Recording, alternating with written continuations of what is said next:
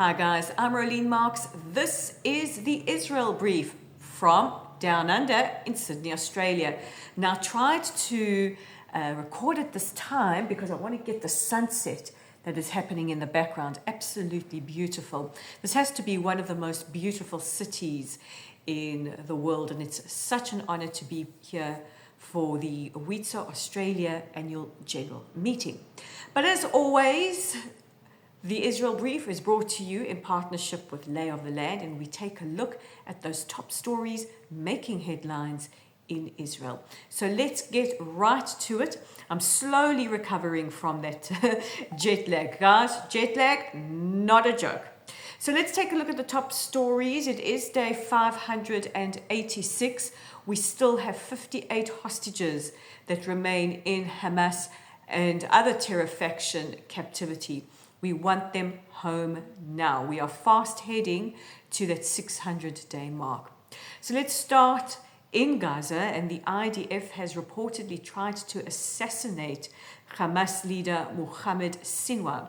Now, he is the brother of Yahya Sinwar, the mastermind behind the 7th of October attacks, who was assassinated or who was killed by IDF forces last year.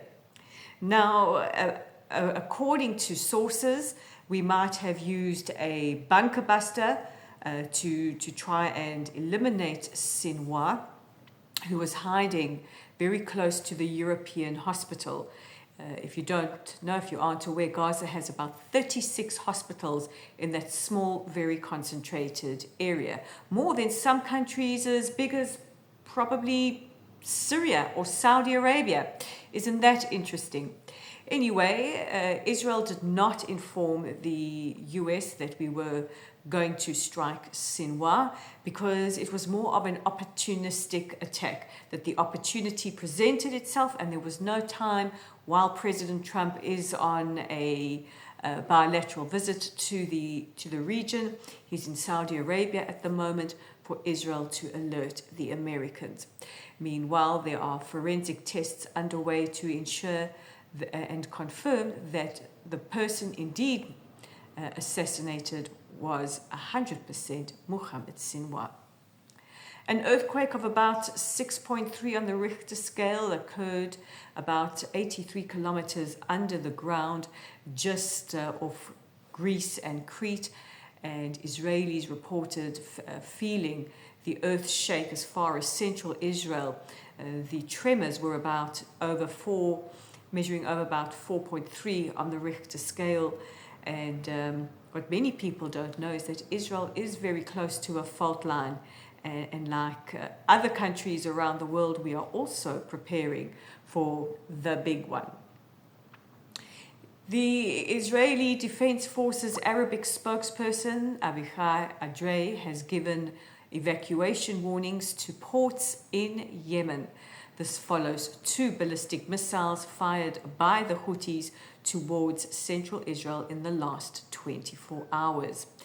If you recall, there was a missile fired last week. Israel struck 3 Houthi-controlled ports in Yemen, and we are waiting to see what airstrikes Israel's bracing to carry out in the coming hours.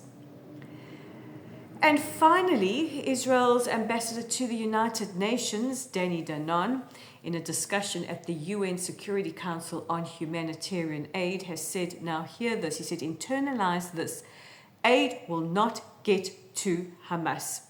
He criticized the United Nations for, instead of admitting that the system has failed, for continuing to allow Hamas's supply chain to continue, saying that this was supporting terrorism and not neutrality.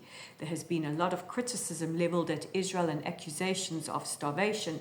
However, Israel has let in all that aid into the Gaza Strip. Once that aid is inside the Strip, it's the distribution, it's those systems that have failed.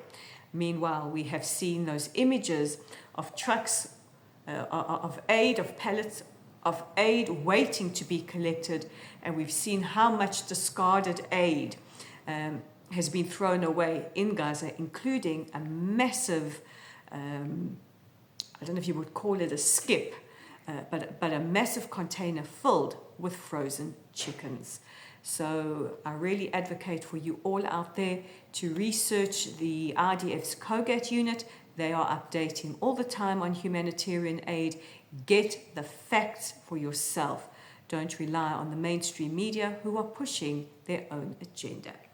So guys, that's it from me for today. I have time for an audience question from somebody who preferred to remain anonymous, asking, why was only one hostage released?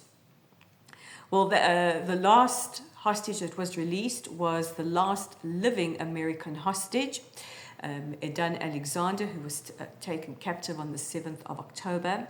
And Hamas say that they released him as a goodwill gesture to President Trump.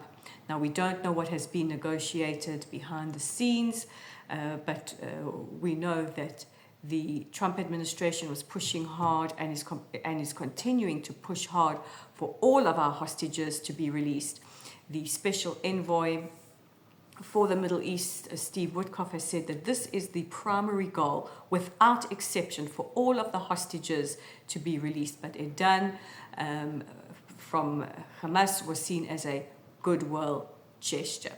So I hope that answers your question, and we hope that we see the 58 remaining hostages released as soon as possible.